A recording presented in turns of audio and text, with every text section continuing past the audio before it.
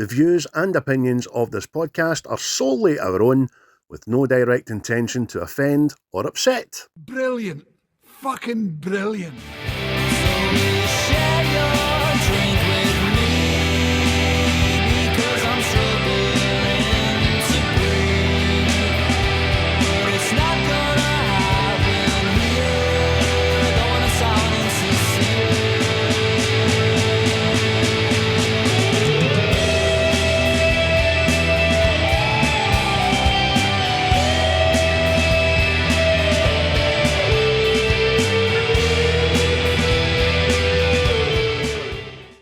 Hello, everybody. Welcome for the season finale of What's the Script podcast, the very Scottish movie review podcast, which has you chuckling and leaving it feeling a wee bit more factual about something you thought you knew everything about. I'm Craig, as always. With me is Christopher. Well rested. How are you? Yes, I'm on the back swing of a wee flu virus. You might hear it in my voice, but other than that, I am hunky-dory, ready to go. Well rested, you see. Well rested. Aye. It wouldn't quite be every 4 or 5 podcasts if you weren't recovering from an illness, would it? This weather. This is it. Aye. Well, that's what happens, bro. You go out in the mornings and it's fucking -3. And then you go into somewhere nice and warm, and then back out into -3. And then the next thing you go, I don't feel well. That's because you're fucking cold. Aye. And then you're working with people that are too feared to stay off and sick, and they're giving you their illness as well. Which isn't right. Know what I mean? No, but that's it. But that is what it is. Plus, mate, people are manky bastards. See, fucking. I mean, I use the fucking peasant wagon like the best of people, right? But see fucking people's behaviour on the bus, man. Fucking. And then get up and fucking touching every pole on the way down. You're like, you clatty bastard. Aye. Know what I mean? I went out to work in the morning with a hazmat suit on. You getting the bus today, I take it? Aye. Darth Vader. Fucking aye. That's what it is, mate. Tis the season and all that. Tis the season for sheer folly. Plus, we're of the opinion, aren't we, that fucking the schools and the nurseries aren't getting cleaned like they should, man. Because every fucking every wedding I seem to hear about and all that, they're fucking no well all the time, including the ones on my side. It's fucking no right. Aye, maybe Archie had the wee virus again there. Fucked his weekend. He was sick, sweating, diarrhea, sore head, sore throat. But he's all right now. But just waiting on Robert coming home now and going, I don't feel well. Because I never get it at the same time the other day. You know what I mean? Aye. Just to stretch it out. Aye. So, as I say there, everybody, welcome to the season finale. So, episode 25, as we seem to do these in 25 bunches. Series 5. Thanks very much for sticking with us, listening, watching, and all the platforms, audible and visual. Thanks to Quaint for once again for this season providing us with our title track, and also Native Origins who are on board and will be going live in April. Maybe do a wee bit of a rebrand for Series 6, I'm thinking. We'll talk about it. We'll change our name, obviously. Just a wee bit more visual stimuli for the peoples and audible stimuli maybe, but we'll see what happens. Yeah. So this week we are reviewing a banger after your list, mate. Way back when in 1987, the movie that was to start one of 4 in a franchise, and if we're to believe Mel Gibson, the horse's mouth, as it were, number 5 will be coming to us at some point in the future. They better fucking hurry up because they're about 95-year-old, man. So, but 1987, mate, before we get to that, before you take us back in time, what have you been up to and what have you been watching and listening to this last calendar week?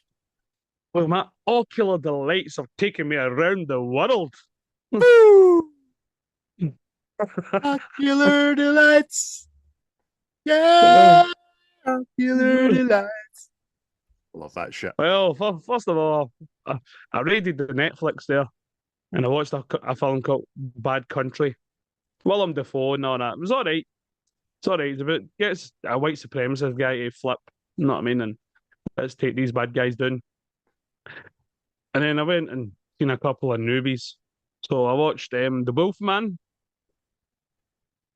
Has no it's not what I was expecting, but if people like horror films, go see it. He's made a man wolf. I would say that a wolf man. Sorry. Then seen September 5th, which, if anybody doesn't know, is about a TV company broadcasting the hostage situation in 1972, the Olympics for the Israeli team. So that was all right. It was one of them, fucking high tempo, fast paced, anxiety. You know what I mean? A lot of sweat, shiny foreheads, and all that. I might go and see. I might go and see it on Sunday night after work. At the pictures. But then that led me on to Munich, the Eric Bana film, Steven Spielberg directed, smashing. That's about Mossad going about and killing people they deem responsible for it. Mm-hmm. Smashing film. I watched then for some reason I went on a downward spiral. By the way, I ended up watching End of Days with Big Arnie. Know what I mean? See that film does get a bad rap, but I like it, mate. I like it. I don't know why. I like it. I know. I don't get it myself. Title track with Guns N' Roses, always good. Exactly. And then, because of the film at the end of the day, I just can't watch one Lethal Weapon film. I need to watch all four. So, of course. I watched all it's like four fucking, Lethal it's like Weapons. Jaffa cakes or a tube of Pringles. One or two? No.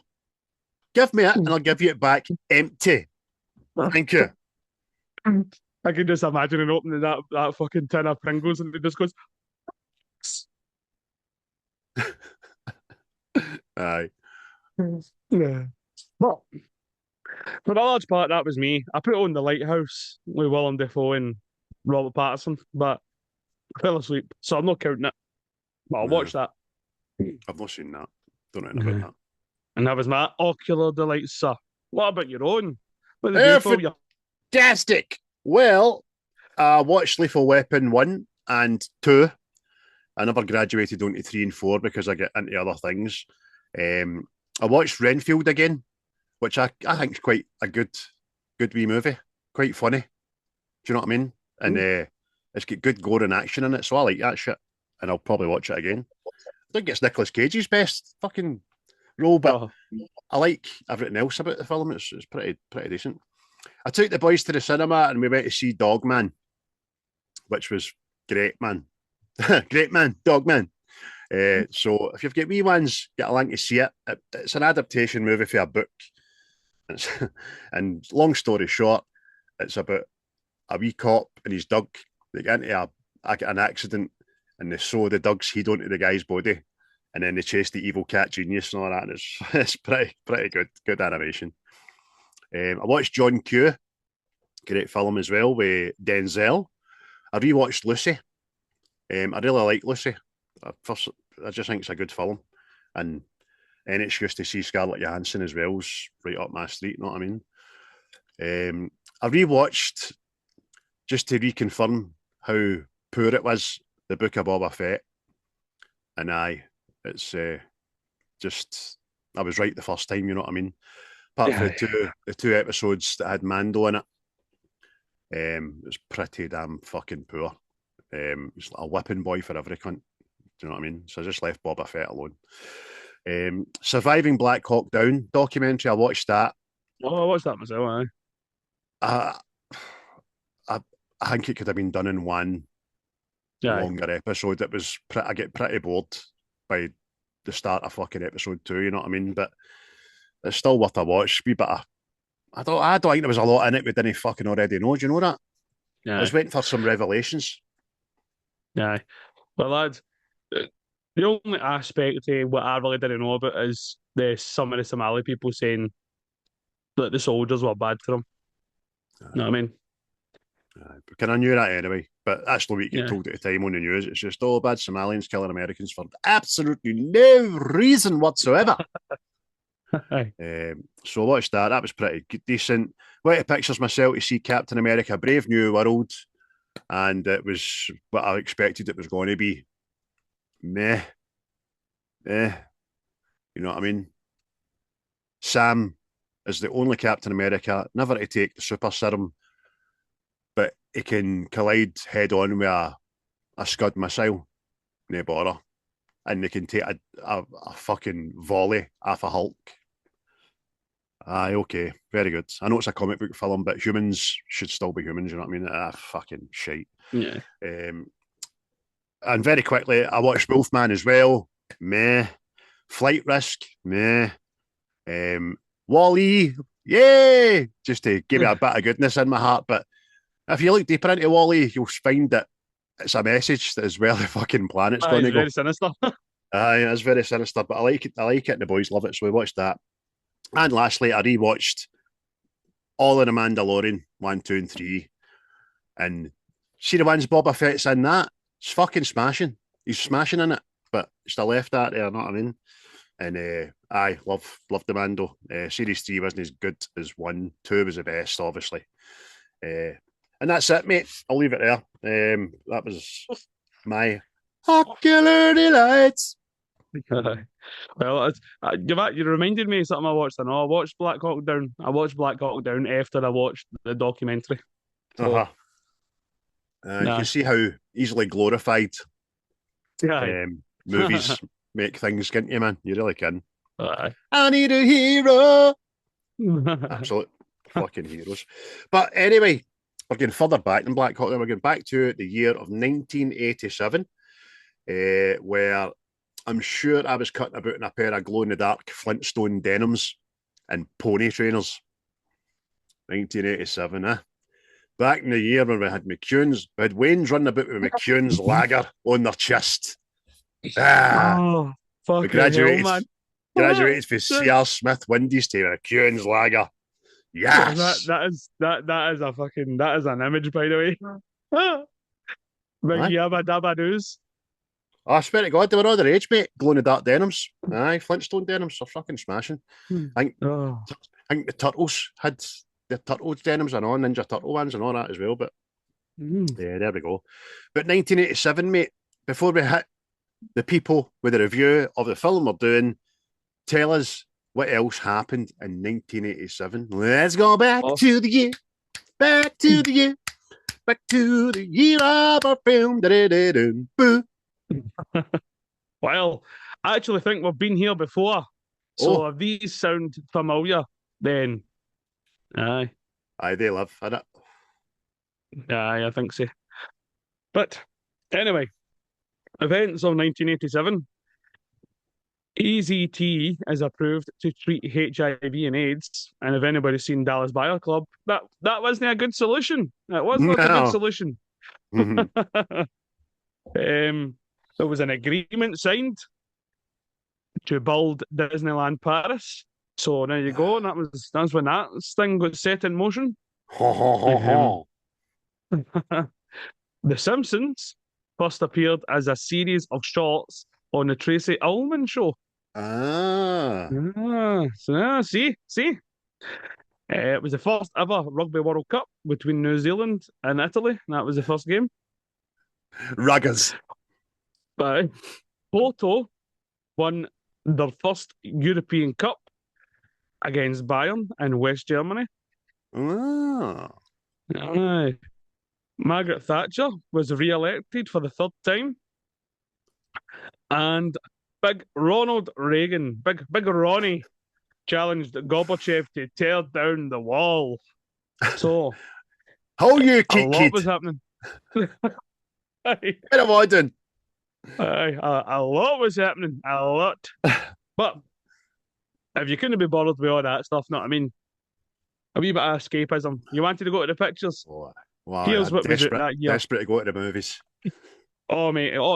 By the way, again, people of the 80s, yous were spoiled. Yous didn't know yous were fucking born.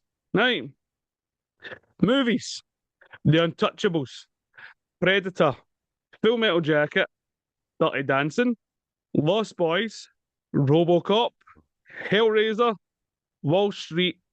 Inner Space. And Planes, Trains and Automobiles. What a list, and we've reviewed 4 of them. Aye. There you go. So, know what I mean? And aye, and gets better, gets better. Do you make the pictures? You're like, I'm not ready to go home yet, Margaret. I'm not ready to get home. Oh, what's that you hear in the distance? Oh, it's the discotheque. Oh, what's going on in there? And you walked in right onto the dance floor, and Whitney Houston is chiming away to I want to dance with somebody. Know what I mean? Oh, hold my coat, Agnes. Hold my coat. But along with Whitney, we had Starship with Nothing's Gonna Stop Us Now. We had Brilliant. White Snake. Here I Title go track to again. Mannequin. Sorry. Bon Jovi, Living on a Prayer. Oh. U2, With or Without You. Aretha Franklin and George Michael, I Knew You Were Waiting.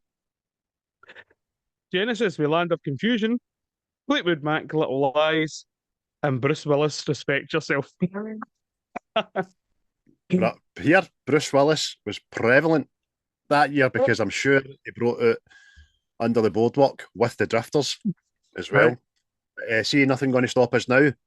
That's obviously a title track to Mannequin, which was one of my favourite films as a wee boy, man. It really was. Kim well, Mannequin was Cattrall. also that year. Oh, Kim. But that's what I mean. There's you and Agnes up the dancing. Away to it. Like, oh, Wait, here, you hold come on out- a minute, hold on.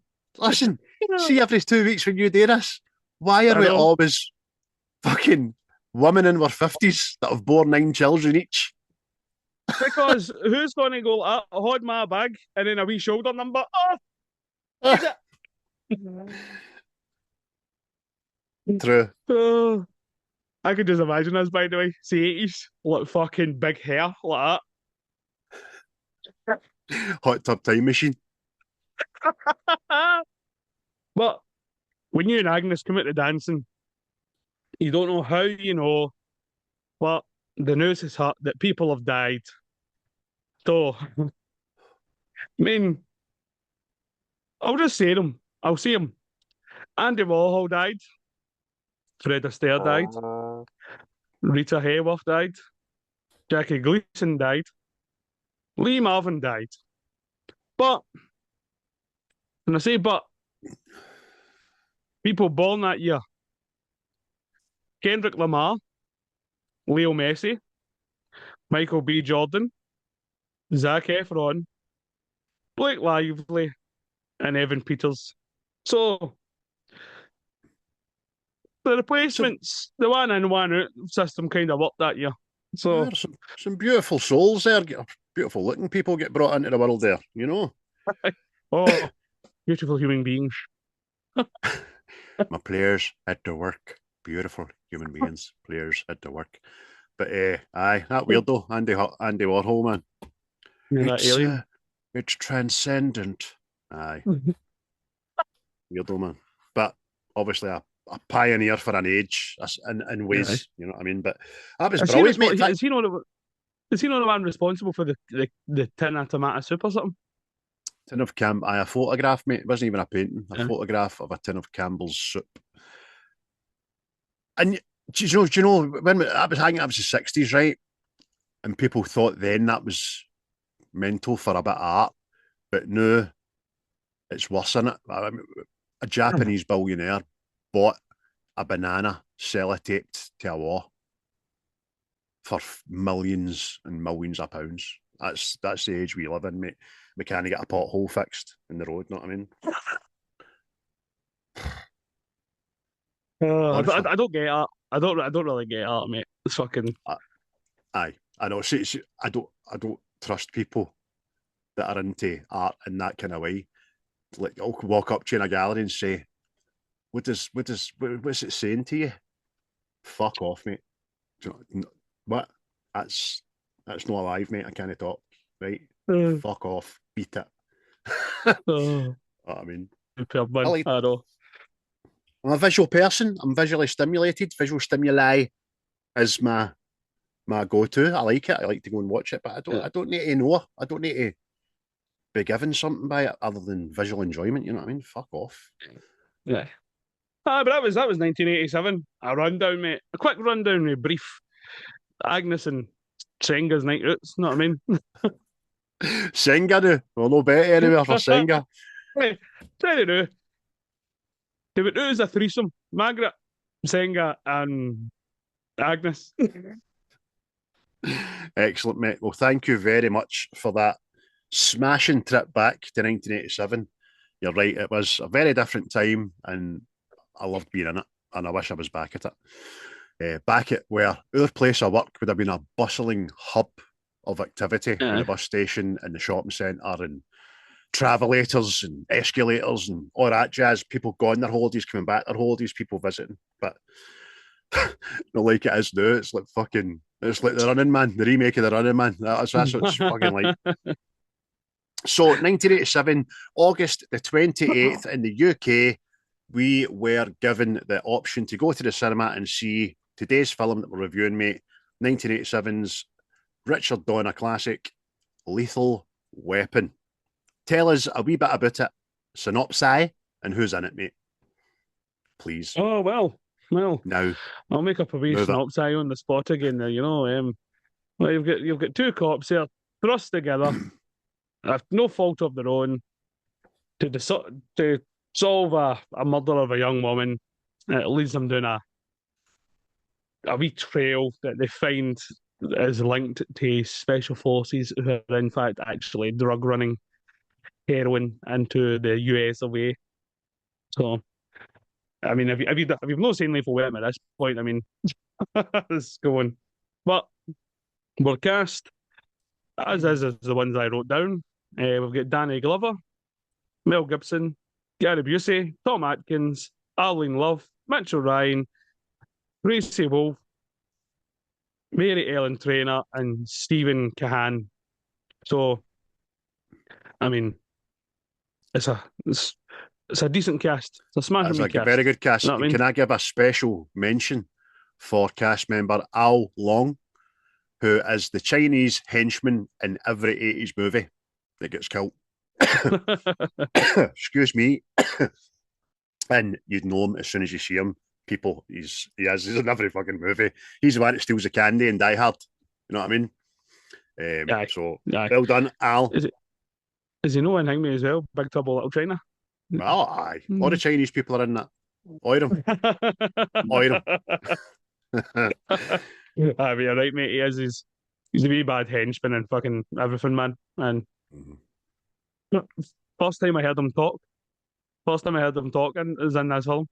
Aye, that's right. Because he's a torturer, isn't he? He's actually got a bigger role in this film. In it for more than 3 minutes. So the budget for this movie was $15 million US, and I have it as getting back at the box office $65.2 million US, which is great. But I'm pretty sure again, in this time, day and age, it would have made like a few hundred. Easy. Aye. Easily, man. But there's actually some ones there, I'm not saying 120, but I don't know if that takes in all sorts of sales. VHSs. I was going to say DVDs here, but it's VHSs. Aye, VHSs, mate. By the way, they might have got this in Betamax or not. Might have. Oh. Even though it was a dying technology for the VHS at the time, but still, people still had them. IMDb, I mean, we're nearly 40 years worth of ratings for this film when you think about it. So IMDb's got it a very, very good 7.6 out of 10 with a Rotten Tomato critic score of 80% out of 100, which is fair and dandy, isn't it? Well, it is. That's what I was going to ask you. Like, would you see this as the best buddy cop franchise? Movie-wise, aye. I can't think of too many others, to be honest with you, right off hat. Give me some, if you can think of any. Just try. There's Rush Hour. I suppose Stakeout had two, didn't it? That had two films. Had two, that's right. Aye, second one wasn't worth. I mean, the other ones really are animal-based, didn't they? Like K9 and fucking Turn on Hooch. So Aye. No, so you're right. This is the benchmark, I would say, and it's not been toppled. especially for longevity, amount of films, chemistry, storylines, and all that. They've all been great, man. Every one of them. So, aye, mate. Aye. Special shout out to Richard Donner, by the way. I was looking for his films, and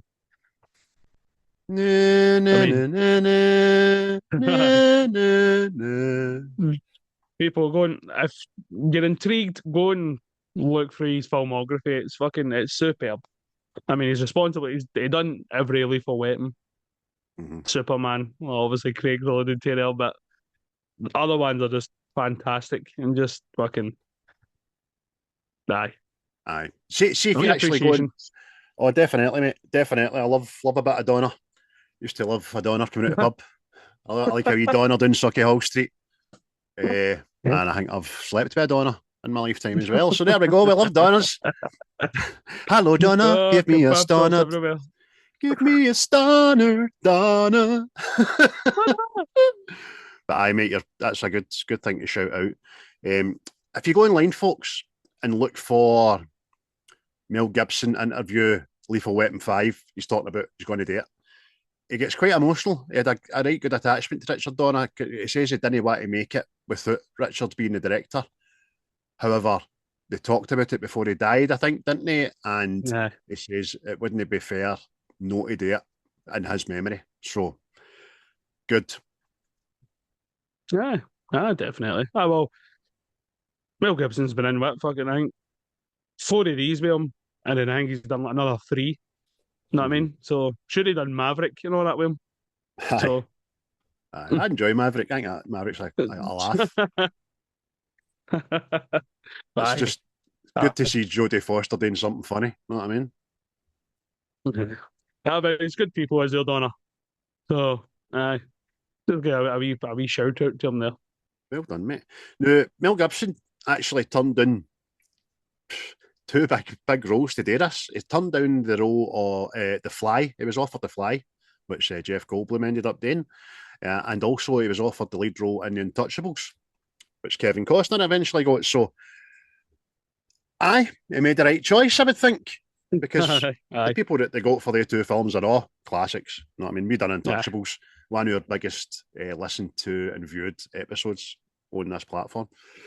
So, there you go. Definitely, mate. It's what it says, mate, is that the benchmark, well, kind of I'll say my generation's kind of buddy cop film was Rush Hour. Know what I mean? But even still, see this. Most people that watch these films, I've only got good things to say about them.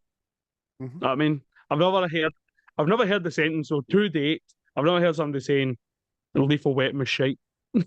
So no, and I think if they do, then it says more about them than anything else. It just means it's not their thing, which happens. If it's not your bag, then it's going to be. But it's not a bad film. That's for bloody sure. Whether you like it or no, you can't just look at it and go, that is a waste of money. It's crap actors. It's 80s cheese, man, but it's brilliant, so entertaining. There's explosions, there's shootings, there's high jumps, and there's slow motion cams, and it's good. Yeah, no, wee bit of trivia here.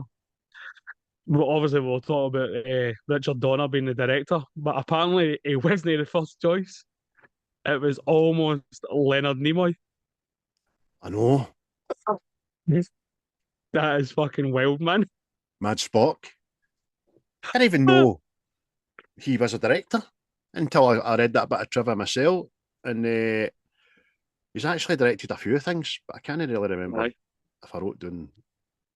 Leonard Nimoy was one of the first choices considered directing, but he didn't feel comfortable doing action movies. There we go. He was working on 3 Men and a Baby, 1987. I was today years old when I learnt that, man. He was the director of that movie. That's brilliant, isn't it? Another one I watched to death. It's got a wee dead boy at the window in that film as well. 3 Men and a Baby. Aye. Everybody's terrified. It's fucking there. About Spock nearly directing this.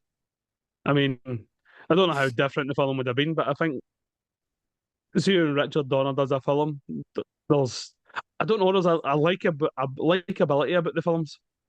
No, I Aye. mean it's they've just got this wee tone that you're like, that was a pleasant wee watch that. Do you know why? I think he's one of these directors that knows the audience that he's making the film for. He can tick the Mm. boxes. Do you know what I mean? And what am I making? Making that. Who's going to like that? Smashing. So we need this, that, and that in it. And we need these guys to play it. So aye, you're right, mate. Likability factor of his movies is they hit the mark. Definitely. Yeah, definitely, man. But and I read a wee bit of trivia here, right? No, I don't know how true, right? But I want it to be so true that it might be the last thing I want to be true ever, if it is the case. Right. Riggsy's prop gun in this, so Mel Gibson's prop gun, is apparently also the same gun used by Bruce Willis in Die Hard. Yes. And by the way, I think it's true. I've got it written down as true as well. And that doesn't stop with the Die Hard Lethal Weapon crossover. Listen No, to this, fuck. peoples. This is mental. Mel Gibson and Bruce Willis were considered for each other's roles in Lethal Weapon and Die Hard. Both movies were produced by Joe Silver with music by Michael Kamen. Willis was offered the role of Martin Riggs, but he turned it down. And a year later, he did Die Hard. Gibson was considered to play John McClane, along with his co-stars from The Expendables 3, Harrison Ford, Sylvester Stallone, and Arnold Schwarzenegger, but they all turned it down. Coincidentally, the script for Die Hard with a Vengeance 1995 was briefly considered to be filmed as a Lethal Weapon sequel.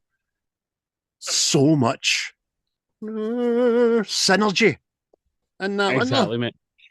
Aye, it's see the minute I read, I went, "Is mate, well, if you watch the film, you hear the wee jingle bells all the time and on, and I'm going, that's the fucking that's for Die Hard. That's the Die Hard song. Know what I mean?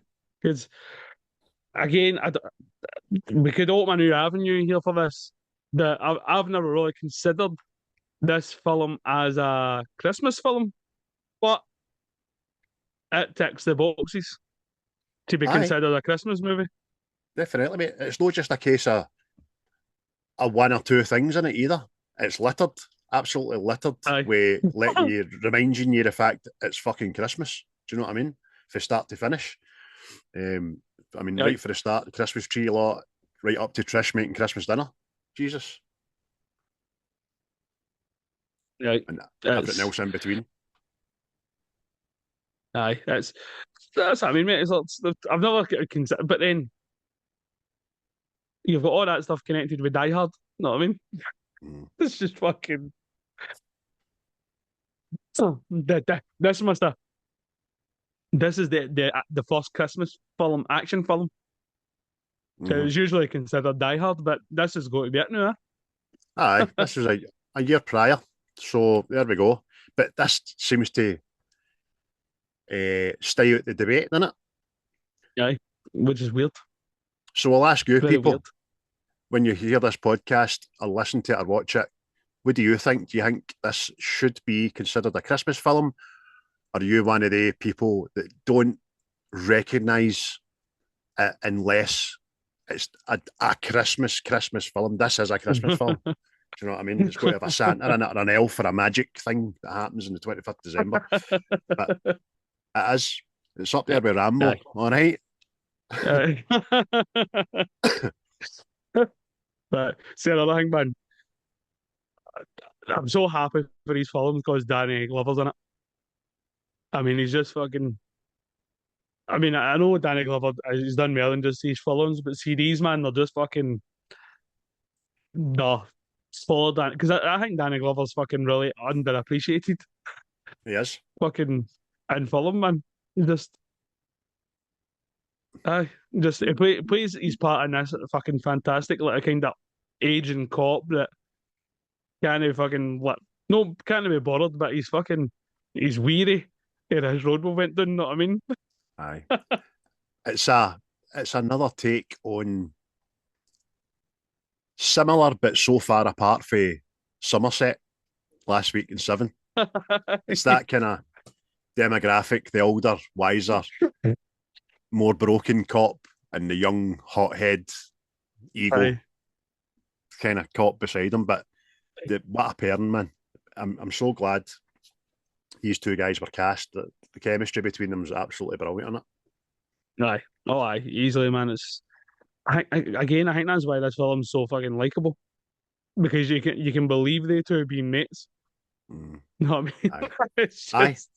Aye, definitely. I like to think that the two of them are best pals off screen as well. They have been for 40 years. Plus, this whole thing as well is he's supposed to play like an older cop, right? And you can tell he's no, but see just the way he carries his gun or he runs and all that stuff. He's just got it down to an aged old man. Aye. You know what I Yes, mean? mate. It's fucking Which is brilliant, man. which is funny because it was to play a 50-year-old. Obviously, starts off him in the bath. It's his birthday, his 50th birthday, and he's only 40 in real life, isn't he? Aye. Aye. Yeah, but that's another thing, by the way. There's no loco in that door. It's fucking. Well, I mean, uh, I know it's like a happy birthday, but the whole family comes in when you're lying in the bath. You know what I mean? Just bits all floating about. Aye. I bet I can't remember. Was it this one or is it the fourth one where Trish comes in and puts I can't remember her putting the face towel at his pee-pee. Must be the fourth one. Happy retirement, Daddy. And that was another thing, wasn't it? Fucking finding out Trish was Darlene Love. Sang plenty of Christmas songs, you know what I mean? Just fucking hell, man. I know. Didn't know that until you let us listen to it in the work the other day, and I was like, fuck, is that her? His wife? And Jesus, mad Trish, she can't cook, but she can belt to a tune, the lassie. All right, by the way, the fucking the age language on this, slagging the wife's cooking and all that. Oh no, I nearly turned to off, so I did. Oh, the bloke left would have just took a fucking stroke. You know what I mean? Took a stroke. On True Hollywood Story in 1996, Gary Busey, who I'm imitating today with my new teeth, says he was hired to play Joshua because they were looking for someone big and menacing enough to be believable foe for Mel Gibson. Busey also credits the film for reviving his failing movie career. There you go. Buttered sausage. Before buttered sausage was a thing, Gary Busey was rolling about in the mud. Buttered sausage. How about trouble for sausage? How about trouble?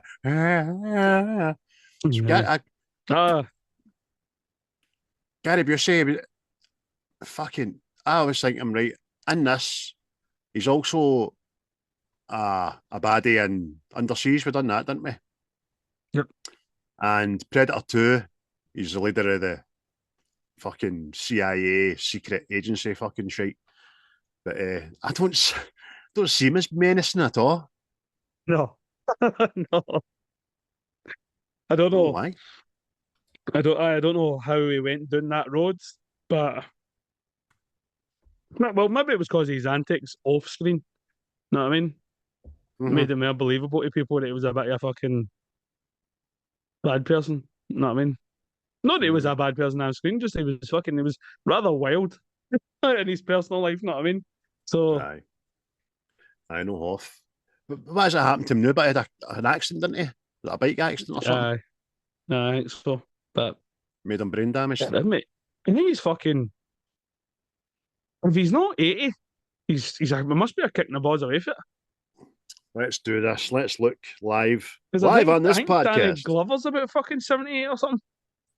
So Gary Busey, American actor. Fucking, you're 80 years old. 80 years. He will be 81 in June. There we go. And your man there, Danny Glover. Let's see what age he is. He is, tell me now, 78. He's a young buck. So he is. See, that's why I know they're talking about doing another film, right? But I mean, I don't know if it's going to work. I I know, mean, because because Mel Gibson's 69, you know what I mean? yeah. I mean, I know they can play the old fucking them as the old captains or something like that, whatever the fuck it is, know what I mean? But at the same time, it's like, come on, man. We want to see day two. We want to see day two fucking doing it, know what I mean? Aye. But Because you're like, if they do bring a fifth man out, are they going to do the pure fan service and have Joe Pesci in it? Maybe yeah. Chris Rock again. Burrows. And Rennie Russo. She was still looking no bad for the Mammy Thor, wasn't she? No, aye. Right. So, curious, but you'd like to see it, but at the same time, I'd just leave it alone because anybody that doesn't know, they brought out a TV series of this, and through the guy that was playing Griggs, they killed the character off because he was up to no good on the set apparently. So, but I mean, I never watched it. Shona liked it. I never no, watched it. but as soon as I heard that they fucking killed off Griggs, you're like that. What am I watching now then? Fuck's sake. Aye. We're just watching Lethal. Am I watching a wedding? Aye. A wedding. It's fucking. But aye. But talk about Griggs, mate. The hair. The hair is magnificent. Oh, watch a lion's mane the boy's got. Oh, aye. You know it just smells of fucking Hot Pockets and cigarettes, man. That hair. And you know his clays are covered in dog hair. Oh, aye. Oh, aye. He's a man's man. It's exactly what it is. It's just rough and ready. And a good character, mate. We'll talk a bit about the characters, the backstories, right? So we've already went over Roger. He, as a family man, he's a gentleman of a certain age, and he carries an old 4-inch Smith gun, and he wears a shirt, a tie. Do you know what I mean? And he runs like his knees have got no cartilage in them. So we've got Martin. We've got the Martin Riggs, and we've got the backstory of him having very recently lost his wife, which has made him a bit of a loose cannon, hasn't it? He's deemed as suicide risk and crazy. Brilliant character, but in it. Aye. Oh, definitely. I mean, it's a very yin and yang, shall we say. But aye, it's superb, man. It's stuff lended to characters now that I don't think you get in films now. I think they're just supposed to go, all right, he's the man, but you don't get a kind of fleshed out sense yet. But apparently the original story to this, apparently it was very dark for the both of them. Because obviously they're ex-soldiers that served in Vietnam and all that, you know what I mean? So two of them were supposed to be a bit down in the dumps, so I mean, fucking flashbacks of the war and all that stuff, but kind of glad they changed that, you know what I mean? Aye. Well, it was used, wasn't it? Because that's how we're introduced into the first murder. Yeah. Don't know it's a murder at a time, but it's a family friend of Rogers who gets in touch and stuff like that. So we'll get to it anyway, man. Let me just see a wee bit of trivia here is that in the scene where Riggs is contemplating suicide, right? There's an actual bullet blank in the chamber, which Mel Gibson was pointing at his head. Now, thinking that it would allow for a greater sense of portraying the scene realistically and dramatically. So he knew, he asked for that blank to be in there. Do you know what I mean? A kind of semi-live round. Well, bullet blanks don't actually fire live rounds. The ejection of air and debris from the gun barrel can and have fatally injured people at very close range. But he wanted it for dramatic effect. You know what I mean? Mad Max wants, Mad Max gets. Mental bastard. We've heard quite a lot about props over the last few podcasts as well, about what was it, the porcelain getting put in it and all that, and fucking nuts. Aye. No fuck with the props, man. But I'll tell you right now, right? I wouldn't want to be Mel Gibson's fucking wife in a film or a daughter or something along those lines. because you're either getting killed or you're getting kidnapped. Aye. Mad Max killed this wife, killed fucking what's that film? Gets fucking kidnapped. There's the other one, Edge of Darkness or something like that. Daughter gets killed. Aye. I am not his relative. Aye. Braveheart, married 5 minutes, throat slit. Aye, fucking Braveheart, fuck's sake. Aye. Married 5 minutes, man. She didn't even, she was the quickest. She must have been the quickest. Was it payback and all? Wee boy, kidnapped. Fuck's sake. Even the wind's on the safe. Oh, it's fucking all right. No, I mean, I was just sitting and thinking last night, like, you have had one fucking bad go at it, son. I know. It's not right, that. It's really not right. So he had tension between the actors. The director, Richard Donner, told both Gary Busey and Mel Gibson it was each other that ate the last waffle for the catering. He tried to make them no like each other, half set, so that they would fucking go at it because of the waffles. By the way, I need to mention the fight at the end. It's a lengthy creature, isn't it? Aye. Maybe no, they live long, but it's still a lengthy fight. As very lengthy, very muddy, very. You're getting glare off the backlight and all that as well. It's pretty real, but it does go on. I've got to say, I'm maybe a wee couple of minutes longer than it should have to. Aye. But see that, and all right.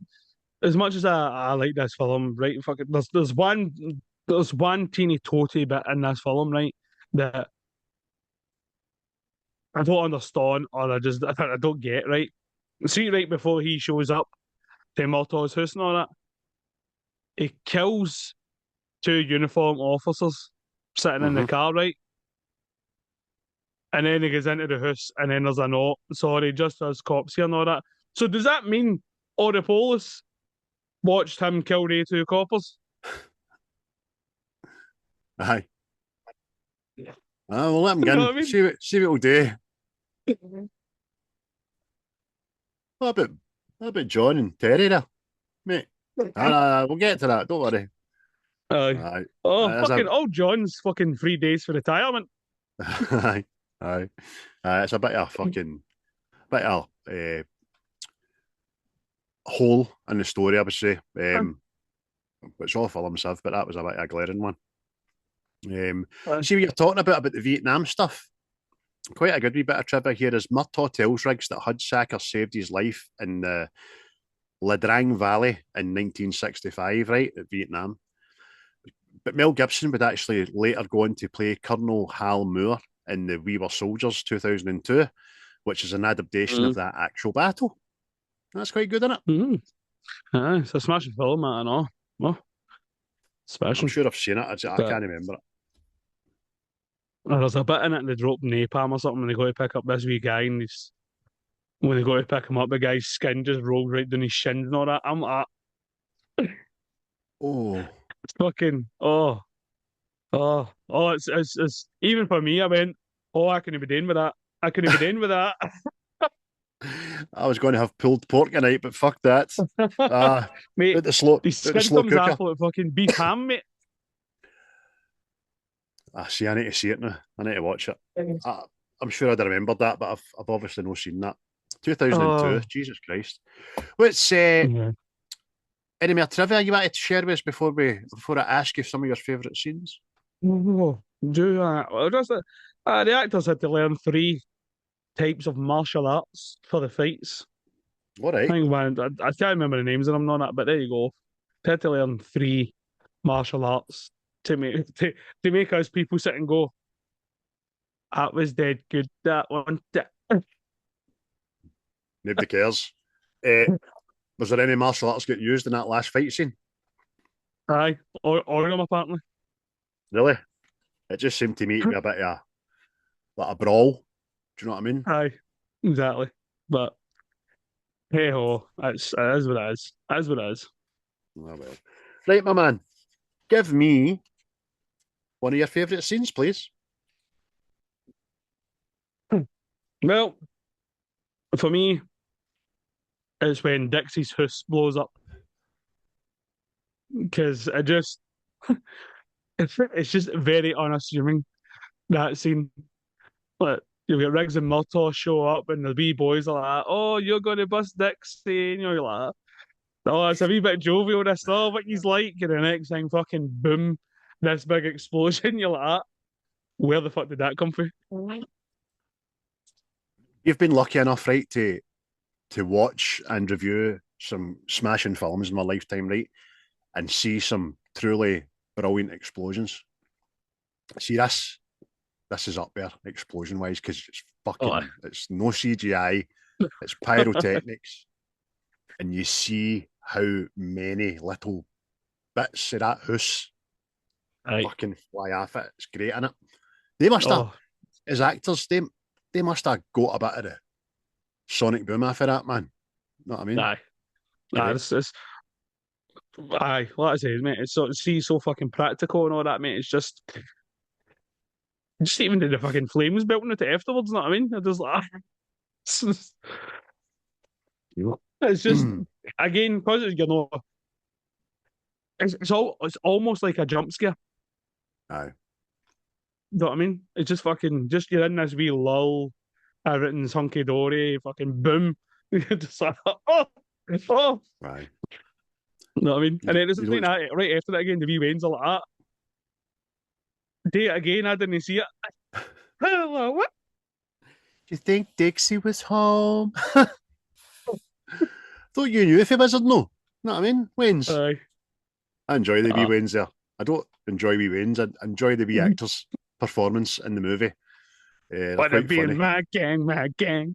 There's a wee black boy and he's got the bluest eyes in the planet Earth. And he's got Superman's eyes, Aye. man.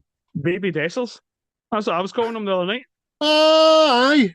No half, by the way. Baby Dessers. That's why he keeps fucking up.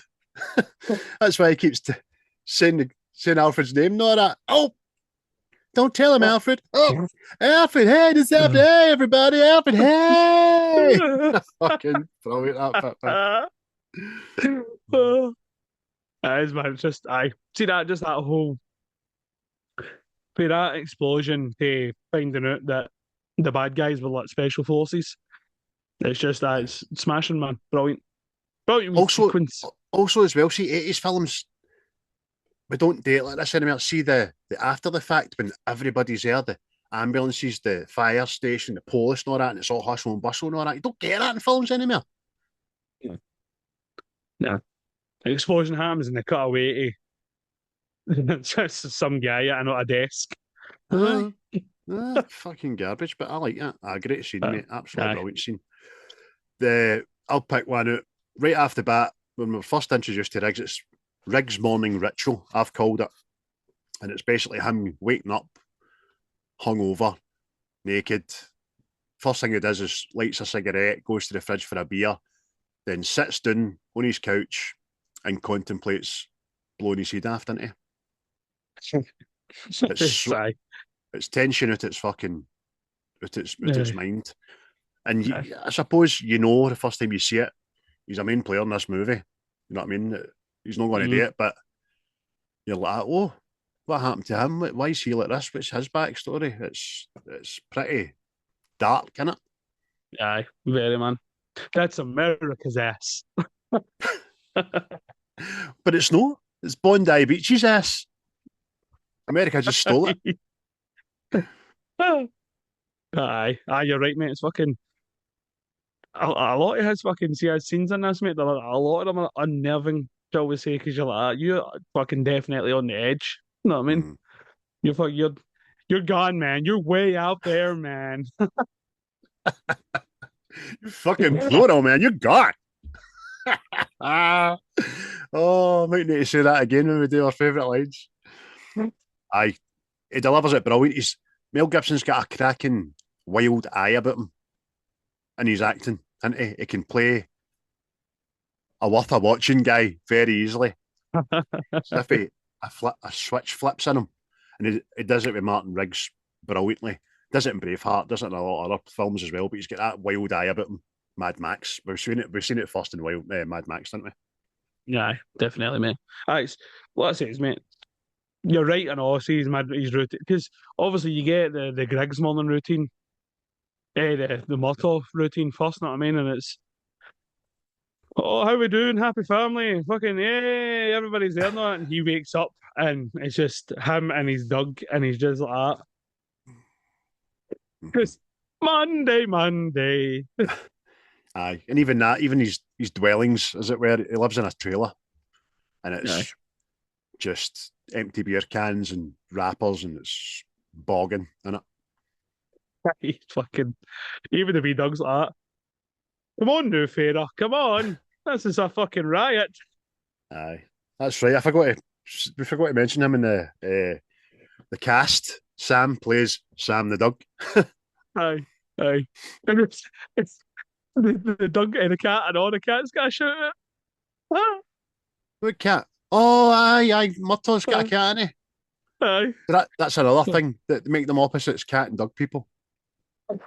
Yeah, no, mate, it's fucking superb, man. But um, I'm going to say another one that's very fucking. It's very obvious, but it's obviously the jump off the top of the building scene. And again, it's more down to what you've already said. See Mel Gibson's fucking crazy-eyed look. Mm-hmm. It's just fucking fantastic. You're like that. He's off his nut.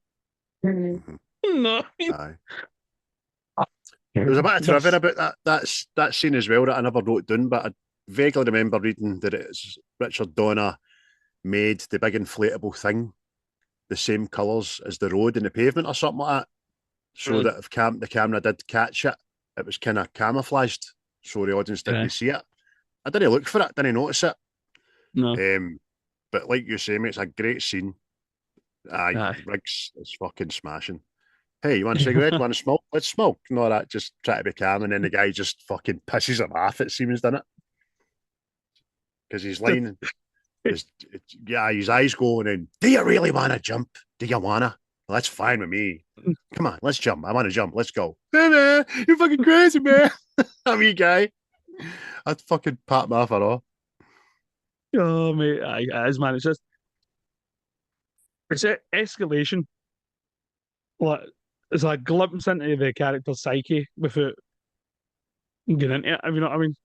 It's just fucking. He's a functioning happy madman. You know what I mean? But soon he just goes to his end and just fucking right. Aye. See before. I mean, see if this is the first time you see this. You don't know he's going to land in a big inflatable thing, right? It's in slow motion. You look at Murtaugh's reaction to him jumping, and instead of saying, "Oh no," it's no, like you're like, why are you so annoyed and no upset? But Aye. obviously he knows where he's going to land. Attitude you've got on yourself. Aye, but it's a great scene, mate. You're right, and even the landing, it's as if it's gave Riggs a wee release, and he's all happy and all that. See his hair, his hair's even because he's fucking been free falling. But it's enough to make Murtaugh lose his rag, isn't it? And that's a good scene. Aye. Married, don't you? That's what I mean. It's got everything because it's like the old calm head. Even he loses the fucking rag. You know what I mean? And it's just, but it's also, I think it's also like the catalyst for the partnership kind of blossoming. You know what I mean? Because before then they're kind of standoffish and all that shit, and then that seems to just kind of jolt things into fucking motion. That's it. Because Murtaugh only knows what he's been told about him, that he's a suicidal, on the edge, kind of death wish cop. That's it. Doesn't know why, doesn't know how, doesn't think to ask why or how. You're right. It just Murtaugh lets him know in no uncertain terms in that wee shop. You know what I mean? Which is brilliant. A brilliant bit of back and forth. Another great scene is, I'll say, dinner at the Murtaughs. You know what I mean? Because, like you've just said there, this is the first kind of semblance of the two of them getting to know each other. Not long after that, they're getting to know each other a wee bit better. So Murtaugh takes Martin back to his house for dinner, and there's a bit of joviality about it. He meets the family, and it's good because Murtaugh knows he needs a bit of joy, a bit of family values for even just for a night. You know what I mean? I'm not going to let him go back to that trailer himself at the night. I'm going to get him a nice cooked meal. I'm going to have some laughs. I'm going to watch him smile. No, it's brilliant. I like it. Aye, because that leads into another one of my favourite ones, and it's when Riggs is telling Murtaugh about shooting the guy in Laos. Mm-hmm. And you can see he's went back into that mode again, that fucking I'm the killer fucking nutter thing and all that, and then Murtaugh just kind of resets him, or kind of brings him back. Mm-hmm. Because like, do you like my wife's cooking? You know what I mean? And it kind of brings him back to the happy life sort of thing, you know what I mean? That I brought you into a normal world again, you know what I mean? So you're right, mate. It's fucking brings normality to his life that's otherwise no there. So I like what you said there about that wee bit in the boat. Because you're right, it's brilliant. You're in with him. You're in with him telling this story. It's all I was good at. Do you know what I mean? I was killing people. Oh, fucking hell, man. And like you say, brilliant how Murtaugh just diffuses it and says, and you're back with that question. You know what I mean? And because Riggs tells the truth as well, you know what I mean? It doesn't seem a lot, but it's probably Murtaugh's like, aye, I can trust you, mate. You're telling me the truth because my wife's cooking this shite. My Darlene loving it, like, you fucking prick. Would you like to stay for dinner? Please stay for dinner. We've got some. We've got a brown substance in the oven here. And Trish is scalping him, and it's that playful husband-wife stuff and all that. And then the older looking attractive daughter coming down and getting, oh, daddy's partner. You know what I mean? Starry-eyed. It's pretty good. My internet went away there, didn't it? Aye. I just caught you at the end there going, it was good. All right, cool. Well, I just went on to say about Murtaugh's daughter, the young attractive one, coming down and getting all starry-eyed with him and all that. Yeah. Aye, like you say, mate, it's brilliant, man. A resemblance to a normal life for Riggs kind of levels him out. You know what I mean? Instead of the fucking there's more to life than just getting up in the morning, being the copper, maybe dying that day, and that's it. You know what I mean? So, aye, definitely. Here's another one, mate. Oh, it's one that we've kind of already mentioned, but it's when Murtaugh realises that Riggs isn't pretending to be psycho. Mm-hmm. When he gives him his gun and he goes, no, today, fucking shoot yourself the now. Know what I mean? This isn't play acting and all that. This is real life and all that. And then he catches the hammer before it hits the gun, the bullet. Know what I mean? And it's like, oh, you really are fucking nuts. Know what I mean?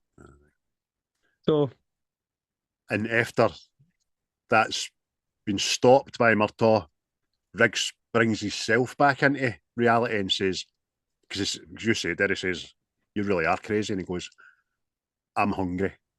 I'm going to get something to eat.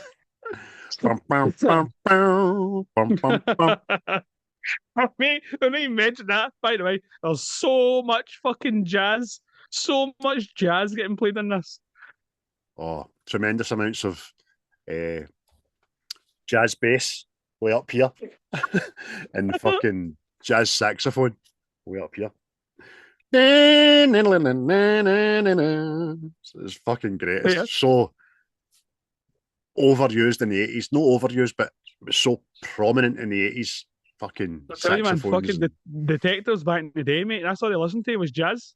Like that. Fucking this city, just some saxophone bastard. Aye, unless your Murtaugh's Wayne's at the dinner table. My name's Slade. I love Martin Riggs. And then Roger starts rapping and all that. It's quite funny. Aye, brilliant man. I think a wee reset, shall we say? Aye. Because See, apparently this is to be a lot darker. This film apparently, fucking like gore detail and everything, man. So aye. This is another one of these films where the sound effects are fucking great for the guns, aren't they? aye, aye, especially fucking Maddie Giggs's gun, man. It just fucking boom, boom, like that. Aye. Oh, Fucking hand cannon. Brilliant, mate. So another one of mine's is we're opening to the film. Basically, the opening is Amanda Hudsacker jumping off the building, right? But there's a lot more to it than that because it tells you a lot. It starts off Christmassy, and then the music fades into wind and intrigue, and you see her. She takes a line, and then she jumps off the building. See when she's jumping off the building, see her descent to the car, silence. aye, It's fucking genius aye. because that's exactly Eerie, what she isn't would. That's very eerie because that's exactly what she'd have heard.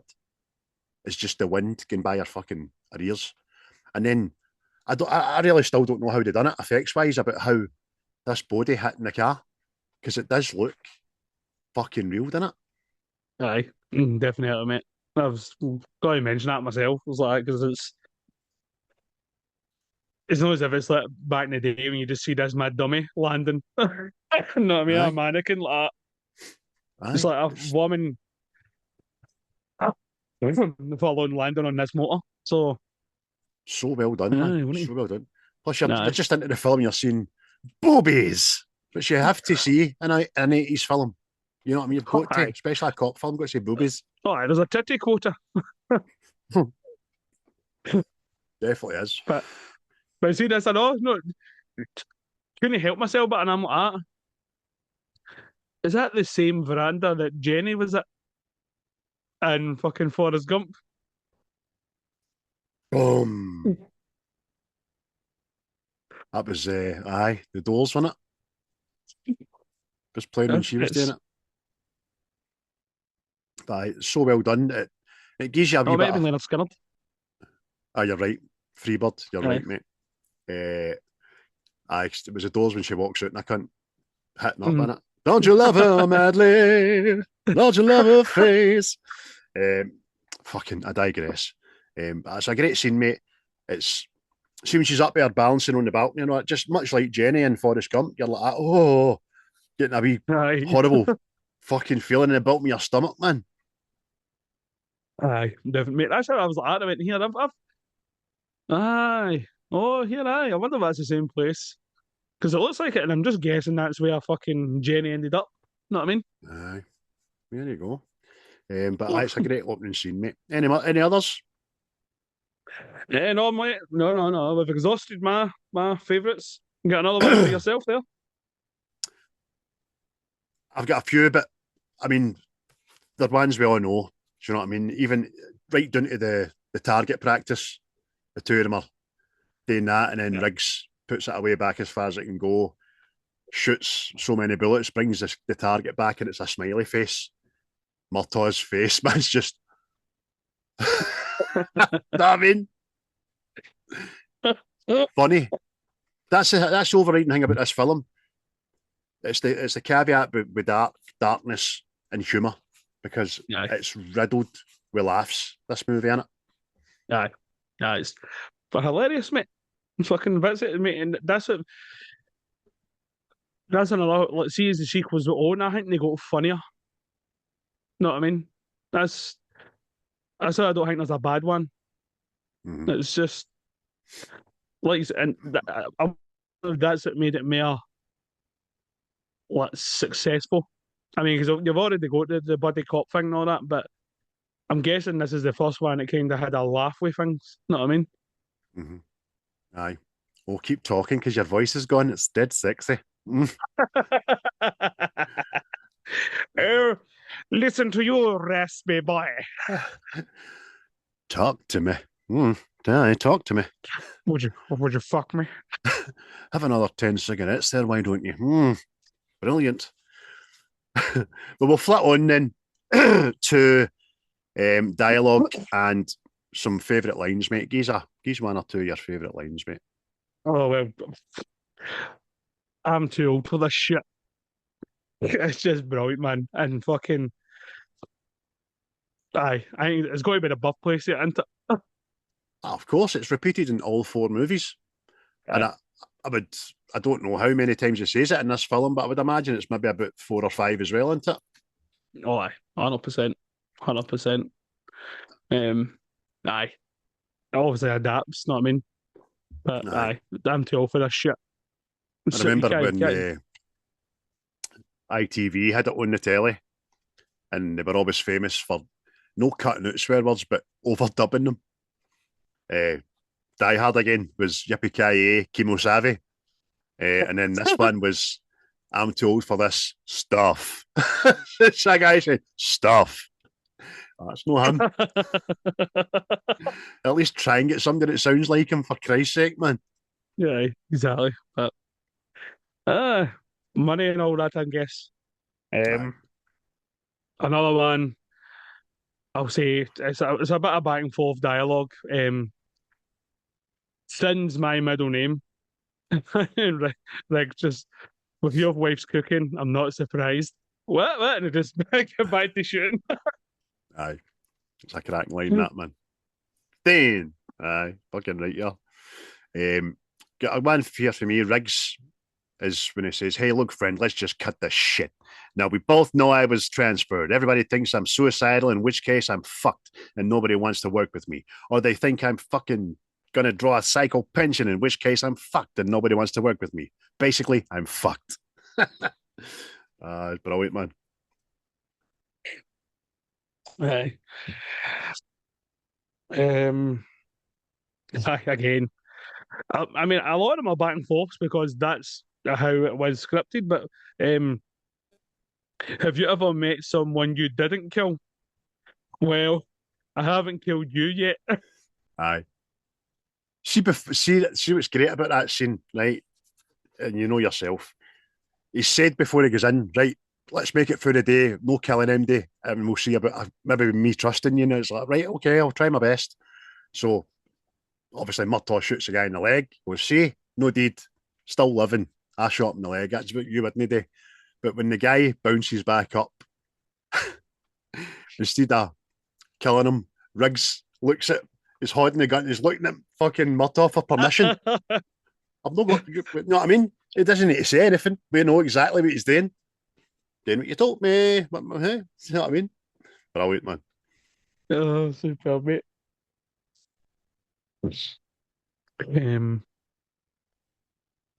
Like again, Murtaugh. I mean, see Murtaugh, mate. I think he's my favorite character in this, right? Because he's just fucking. See, just his attitude. I've had enough of this shit. Know what I mean? I'm too old to just. Riggs asking him, "Do you want me to drive?" And he goes, "No, I'll drive. I was driving before you were an itch in your daddy's pants." Aye, fucking great, man. Because it's just like, no, I drive. You're suicidal, remember? He was like, MD suicidal drives this fucking car, know what I mean? Or MD suicidal drives in this city. Mm. As Murtaugh, I know I mentioned about Riggs has got that wild eye look. Murtaugh's got a look of, what the fuck did he just do? An open mouth look. They can't believe what he's just watched, kind of thing, or just witnessed. It's great, man. He's a great character, you're right. Aye, brilliant, man. Another one for Murtaugh for me. When his daughter's talking about, can this boy just say it's Johnny, come here? And he's like, "What, the guy with the pits?" He's like, "The dimples." And he went, "The pits. When he smiles, I can see through his head." The answer's no. You're not going. Aye. You're Fucking brilliant, man. proper guy. He's got an answer for everything, hasn't Oh he? man, so good, so good. Oh. Riggsy's after the jump. and Murtaugh pulls Riggs into the store to have it out with him. Martin says to him, "What do you want to hear, man? Do you want to hear that sometimes I think about offing myself, or sometimes I think about eating a bullet? Well, I do. I've even got a special bullet for the occasion with hollowed out point. Look, make sure it blows the back of my goddamn head out. You know what I mean? You're fucking woof. It's powerful the way it's delivered because again, Yeah. Mel Gibson's right into his character and he's got that fucking wild look when he's telling him. Do you know what I mean? Yeah. And then he says, "I don't do it. Do you want to know why I don't do it? Because of the job." You know what I mean? He loves being a cop. Yeah. The last one for me, mate. It's just again, do you really want to jump? Because it's just fucking the way it's just iconic, mate. know what I mean? Just instantly snaps at that bit. Know what I mean? Just like, you really want to jump? All right, let's jump. Aye. That's Oh, fucking what? What's good, dog? tremendous. Absolutely tremendous. Just precedes the slow motion fucking dive off a building, man. It's great. Did you hear? No doubt you have heard it. Riggs' wee joke in it when they're under attack. It says to Murtaugh, "What did one shepherd say to the other shepherd? Oh, I don't know. Let's get the flock out of here." Fucking. That's great. No, so good, man. So good. But aye, fucking. Basically, that's something to say, you know. See that bit at the pool when they shoot that guy? No, when they first get there, there's two lassies and they're divvying up coke. Aye. I know who she is. Man, was that woman? Aye, for fucking hear no evil, see no evil. Aye, with the big legs. Aye, And that. she also played a part in Bird on a Wire with Mel Gibson. She was one of his exes for his ex-identities. Witness relocation woman. A fine looking lassie that. Got a big leg on her. Oh, aye. No, aye. Oh, aye. My last favourite line, there's plenty by the way if people were no would be here all day, but my last one is for Mendes. And people don't know who Mendes is. Mendes is the drug dealer that's brought in to speak to Mr. Joshua and all that right at the start. And obviously he's just witnessed the head honcho fucking burning Mr. Joshua's arm and Mr. Joshua taking it like a pure madman, you know what I mean? No, you guys, you're out there, you're fucking plural, man, you're gone. Fucking great at it. No, that is, man. That actor was Red Dawn, wasn't it? No, Red Dawn. Red Heat. Red Heat. He was a baddie. I thought he was a fucking Russian for years. I know. American. I don't like you talk like that. You're gone, man. But aye. See another thing I'm going to mention, I know. Mm-hmm. See Murtaugh's neighbours, they must be sick fed up with the family.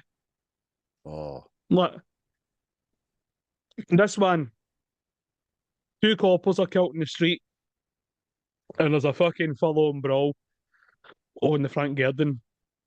Second one, house is blown up. You know what I mean? I can't remember if something happens in the third one. And then the fourth one, house is burnt down like that. Murtaugh, you're kind of making this place a horrible, dangerous place to live. And the car goes right in through the living room and on in this one. Was it this one? Second one? No, that's what Richard Donner uses that brilliantly to introduce Leo as when he becomes an estate agent and they're trying to sell Roger's house. And he says it all. And Murtaugh's raging because he's hiding, listening to it, and he's like, "You wee dick, I'm going to kill you." But no, I need to tell them it's a law. I need to tell them what happened and all that. It's aye. But his neighbours can't move because the value of their houses, because he's their next door neighbours, fucking no worth selling, you know what I mean? Exactly, mate. Exactly. Oh, but aye, man. Fucking what a film, man. It's ticks all the boxes. Your body cop film, you know what I mean? It's just the pattern in it's immense, the action in it's immense. Fucking even the story, like see the now you get a film and it's just like, how did we get to this point? or because the plot has to move forward. You know what I mean? You know, like that. But see, this is like you're gradually solving it with the plot. Know what I mean? It's not you're Aye. just right. Now we're here, out of circumstances. Now we're here, out of circumstances. Know what I mean? It's all leading somewhere. Actual detective work.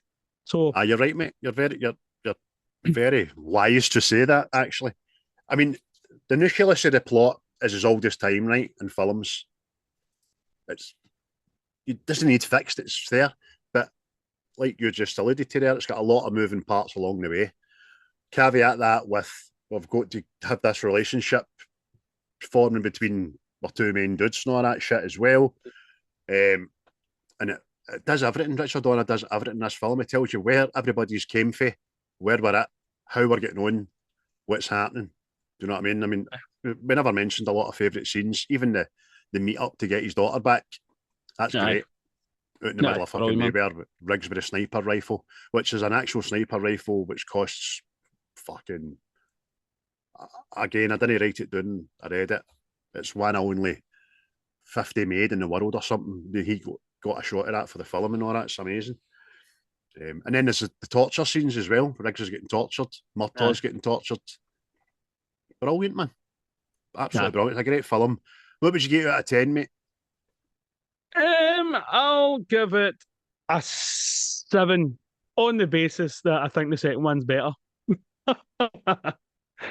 I have also given it a 7. And that might sound, people might be like, well, I've just talked it up and given it a 7. But 7's a fantastic score. But everybody rates their 1 to 10 is different as well. It's great. It's a brilliant entry level movie to a franchise we didn't know we were getting. But it's probably was an 8 in the past for me. But smashing movie. Get it watched, people. It's amazing. And like Chris, it's not my favourite. But because there's a lot of talk of sequels preceding the original. There's no lot of them. We obviously gravitate towards Empire Strikes Back, Godfather 2. I think Lethal Weapon 2 is brilliant. It fucking just takes this IP and makes it so much more better, man. Definitely, man. We'll do that one day because it's definitely on my list.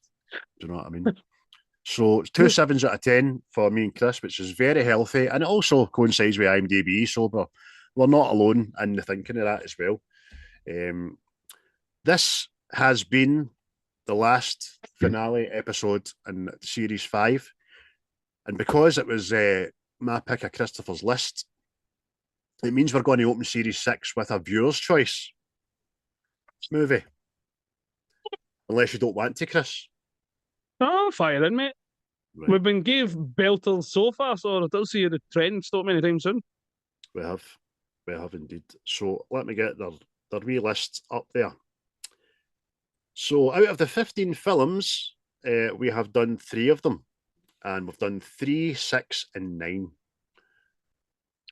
No, this 3, 6, 9. That's a pattern, isn't it? So on you go, mate. Between 1 and 15, what we're going to open Series 6 with. Well, let's continue the pattern. You're going to say that. So let's go with 12 then, mate. Number 12 is a film suggested by my good friend from school, way back when, Claire Gardner, and she suggested Johnny Dangerously. Don't know, I've seen that. I'm going to have to look at that. I'm going to have to look that up. Let me see. I feel like I should know it. Oh, 1984. 1984, Johnny Dangerously. Oh, Michael Keaton. Aye. Michael of the Keatons. Let's see a wee quick synopsis, which we'll say again. Oh no, it's too big, a synopsis. Well, Claire, you have been chosen for the opener of Series 6. I'm going to suggest to Chris that maybe we'll get a wee week or two. Have a wee break, mate. That's up to yourself, mate. So we can, well, at least a week anyway, so we can get our shift pattern back in sync with the recording earlier in the week kind of thing, which is enjoyable. Aye, definitely. Get But it. Get aye, it done. get Aye, it Johnny done. Dangerous. I don't think I've seen that, so there you go. There's one I'm watching for the first time. Aye, I don't think I've seen it either. No, I've not seen it. Fucking definitely not seen it. That's for true. So thanks everybody for sticking with us for another season. Thanks to everybody in the Facebook group, which is a way up to fucking. We've had a big influx this week. It's been up to 489 people. So we're near the 500 mark. And I can't remember exactly what the YouTube is. The YouTube people are 339, so nearly at 340 on that as well.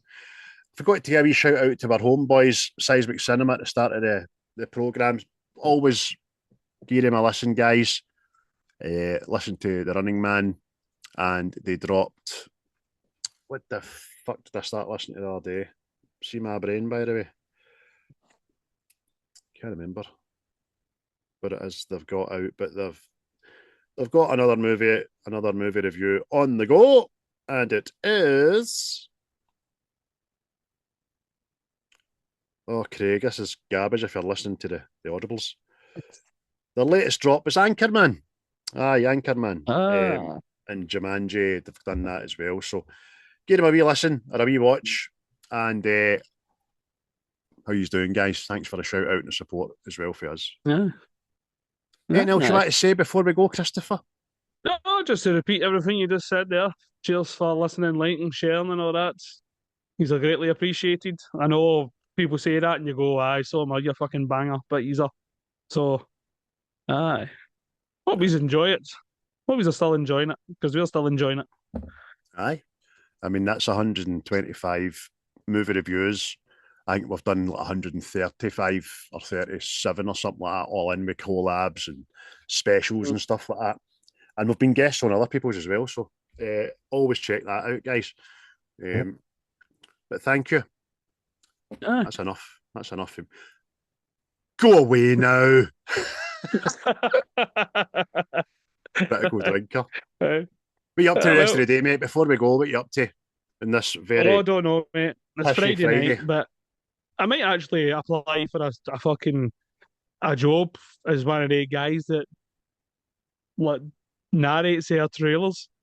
Because of my voice right now, know what I mean? I could get away with it. In a world where sheep run the earth. Well, what? This summer, only in theaters. He's back. But I'm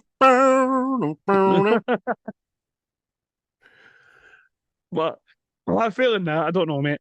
I've not decided because, as anybody might know, the weather has just been rather tropical. So, aye, looking forward to going and picking the boys up for school. Stoning in that for 10 minutes, getting fucking drenched. But aye, we're making pizzas tonight. That's what we're doing. Pizzas! Pepperoni for Robert and plain cheese for Archie. We'll make them. They'll have... Robert might eat all his, but Archie will probably have one or two slices and say, Daddy, I'm full. Can I get chocolate cake? Can I get crisps? Oh, you like a crisp, didn't you? Why? You enjoy a potato chip. That's for our American friends there are listening. Doritos have brought out Minecraft, Chris. I bought the boys one, rib flavour, barbecue rib. Oh, you need to get on that, mate. And there's another one, a green packet. That's vinegar, salt and vinegar, I think. But these barbecue things, they're sitting in there, they're and I'm like, I don't open them. They're no yours, Craig. Salivating. I am moist. Oh, they're no yours, Craig. They're the Wayne's. You bought yourself ready salted and fucking dry roasted nuts. They're yours. Leave the boys, Chris, alone. Nobody likes them, but get in there right about the go eat the rib and then replace them. There you go. I know. It's going to the shop again in that fucking weather. But aye, so there you go, folks. A wee crisp review. Get yourself some Minecraft barbecue rib flavoured Doritos. They're fucking Moorish. So yeah. But apart from that, mate, Churibo. Can't even talk now. Churibai. Churibai, everybody. Enjoy your weekend. Have a good one. Aye. We'll see you Series 6. Ta-da. The views and opinions of this podcast are solely our own, with no direct intention to offend or upset. Brilliant. fucking brilliant. So we share your dreams.